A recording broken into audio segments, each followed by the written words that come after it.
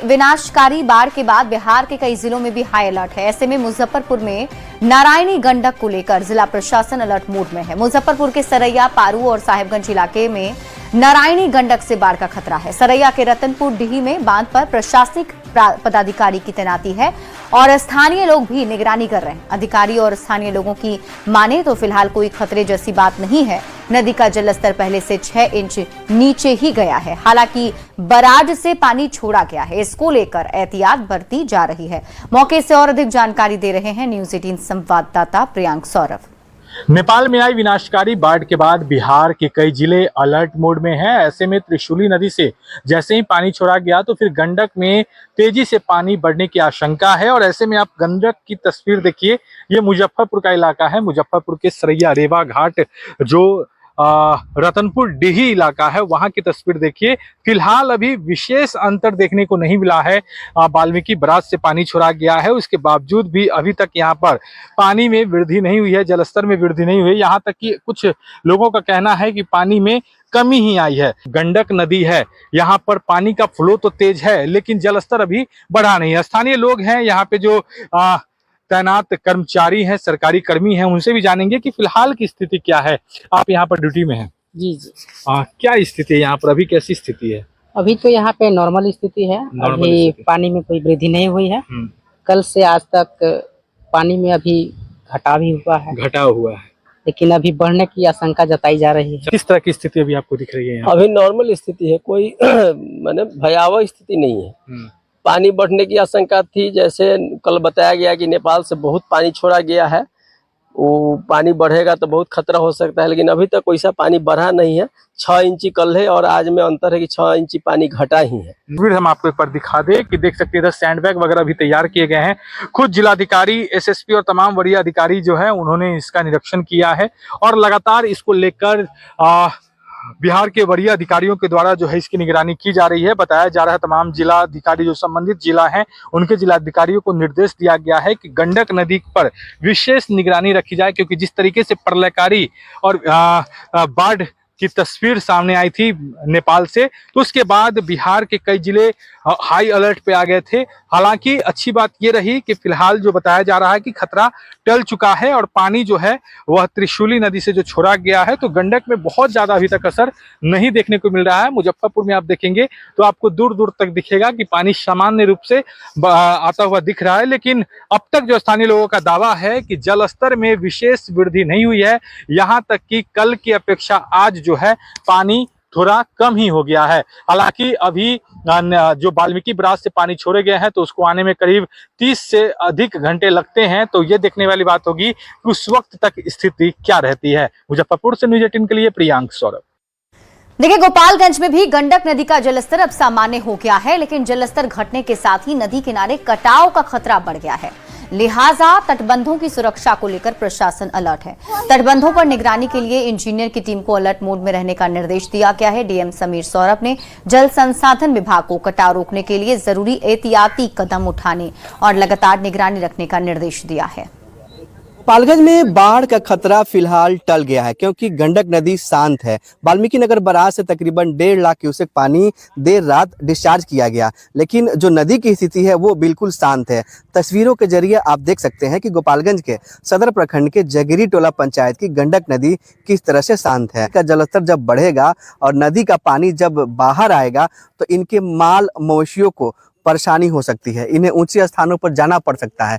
लेकिन जिला प्रशासन ने जो जानकारी साझा की है उसके मुताबिक गंडक नदी में तकरीबन 1.5 लाख क्यूसेक पानी ही डिस्चार्ज का लेवल है और ये लेवल गंडक नदी के अंदर ही रहेगा। ऐसे में नदी का पानी बाहर नहीं आएगा, लिहाजा निचले इलाके में जो परिवार बसे हुए हैं, जो गांव बसे हुए हैं, उन्हें राहत मिली है, क्योंकि गोपालगंज में बाढ़ का जो खतरा था वो फिलहाल टल गया है। हालांकि गोपालगंज के डीएम समीर सौरभ ने कहा है कि लगातार नदी के जलस्तर बढ़ने और घटने पर निगरानी रखी जा रही है, क्योंकि नदी का जलस्तर जब घटेगा तो कई इलाकों में कटाव होने की संभावना है। तो जल संसाधन विभाग के अलावा फ्लड फाइटिंग और जिला प्रशासन लगातार अलर्ट मोड में है, क्योंकि अब नदी का जलस्तर कम होगा, घटेगा तो कई इलाकों में कटाव होने की संभावना है। गोविंद कुमार, न्यूज 18, गोपालगंज। देखिए, बिहार के कई जिले में बाढ़ को लेकर अलर्ट के बीच वैशाली में गंगा के बढ़ते जलस्तर ने लोगों की मुश्किलें बढ़ा दी हैं। देसरी प्रखंड का गनियारी गांव चारों तरफ से बाढ़ के पानी से घिर गया है, जिसके बाद लोग अपना घर बार छोड़कर ऊंचे ठिकानों की ओर पलायन को मजबूर हो गए हैं और पूरा गांव वीरान पड़ा है। लगभग हर घर में बाढ़ का पानी घुस गया है। ड्रोन कैमरे से ली गई तबाही की तस्वीरों में आप देख सकते हैं कि पूरा गांव चारों तरफ से पानी से ही घिरा हुआ दिखाई दे रहा है। इसके आगे भी बढ़ते खतरे को देखते हुए महनार एसडीएम के नेतृत्व में प्रशासन की टीम ने मोर्चा संभाल लिया और पीड़ितों को हर संभव मदद पहुंचाने की कोशिशें की जा रही है। पीड़ितों की मदद के लिए मेडिकल कैंप और राहत शिविर भी लगाए गए हैं। हम आपको अब वो ड्रोन तस्वीर दिखाते हैं और इन तस्वीरों के जरिए आप अंदाजा लगा सकते हैं। यहाँ पर देखिए, ये जो गांव है उस गांव में आपको कुछ मकान अभी नजर आ रहे होंगे और ये पूरा जो गांव है वो एक टापू की तरह बन चुका है, क्योंकि चारों तरफ से पानी से घिरा हुआ है। अब लोग यहाँ अपने घर को छोड़ करके ऊंचे स्थान पर गए हैं। राहत बचाव का कार्य भी प्रशासन कर रहा है। और अगली खबर आपको भागलपुर से दिखाते हैं, जहां गंगा के बढ़ते जलस्तर के साथ बाढ़ का कहर लगातार जारी है। नाथनगर के दिलदारपुर गांव में बाढ़ का पानी पूरी तरह घुस गया है। गांव की गलियारों से लेकर घरों के आंगन तक करीब 2 फीट पानी जमा है। गांव में बाढ़ पीड़ित लगातार मदद की गुहार लगा रहे हैं। बीमार भी बाढ़ में कहीं जाने के हालात में नहीं है। ग्रामीणों का आरोप है कि अब तक प्रशासन की ओर से कोई खास व्यवस्था नहीं की गई। नाव की सुविधा नहीं मिलने के कारण ग्रामीण खुद नाव चला रहे हैं, जिसके लिए उन्हें पैसे भी देने पड़ रहे हैं। ग्रामीणों ने प्रशासन से तत्काल मदद की गुहार लगाई है।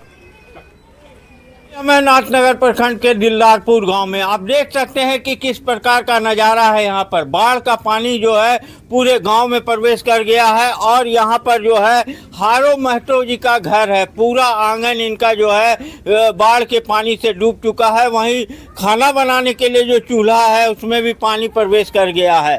देख सकते हैं कि किस प्रकार से यहाँ पर ये लोग रह रहे हैं। उनकी पत्नी है, हम उनसे बात करते हैं।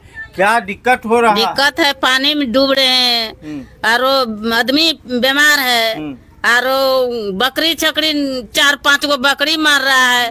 कहाँ जाएंगे हमें? कोई कमाने वाला नहीं है। कोई मदद इसको सेव के रहते हैं, कोई कमाने वाला नहीं, तो कौन देगा हमरा खाने के लिए? मदद कोई मदद नहीं है। सरकारों को माया नहीं है। क्या हुआ है हारो जी?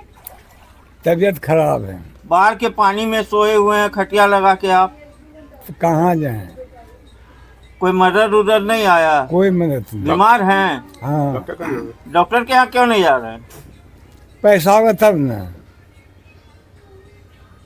तो आप देख सकते हैं कि गरीब लोग हैं और अब जो है बाढ़ का पानी जो है गांव में प्रवेश कर गया है। घर आंगन में पानी प्रवेश कर गया है, लेकिन अभी तक जो है कोई अधिकारी इस गांव में नहीं आए हैं, ना इनका हाल जाने हैं कि ये लोग किस प्रकार से रह रहे हैं। समझा जा सकता है, एक तरफ मुख्यमंत्री लगातार जो है अधिकारियों को सख्त निर्देश दे रहे हैं कि बाढ़ पीड़ितों को जो राहत है वो पहुंचाई जाए, उन्हें किसी प्रकार की दिक्कत ना हो। लेकिन इस गांव में जो है अभी तक अधिकारियों की नज़र नहीं पड़ी है। अब देखने वाली बात है कि अधिकारी इस ओर कब तक ध्यान देते हैं। आशीष रंजन, न्यूज़ 18 भागलपुर। बढ़ते आगे और बात अगली खबर की। उप मुख्यमंत्री विजय चौधरी का बयान सामने आया है। नेपाल त्रासदी के बाद बिहार में हालात सामान्य हैं। उन्होंने कहा है कि लोगों को घबराने की जरूरत नहीं है, लेकिन लोग अभी सतर्क जरूर रहें। सरकार पूरी तरह से हर परिस्थिति से लड़ने के लिए तैयार है। बिहार में फिलहाल 1 लाख क्यूसेक के आसपास पानी गंडक नदी से डिस्चार्ज हो रहा है। सीएम सम्राट चौधरी ने वाल्मीकि नगर जाकर गंडक बराज का जायजा लिया है। वहीं स्थिति सामान्य बताई जा रही है। साथ ही सीएम सम्राट चौधरी ने भी सभी को सतर्क रहने के निर्देश दिए हैं। तो अभी तो स्थिति पूर्ण नियंत्रण में है और ऊपर से भी जो प्रवाह की सूचना है उसके हिसाब से कोई अधिक घबराने की स्थिति नहीं है। लेकिन जैसा कि हमने कहा कि ये प्रकृति से जुड़ी चीज़ है। कब कहाँ कितनी बारिश होगी या कब कहाँ कोई अचानक से कोई इस तरह के बादल फटने या ग्लेशियर फटने की बात हो जाएगी, तो उससे अचानक स्थिति भयावह हो जाती है। जो हुई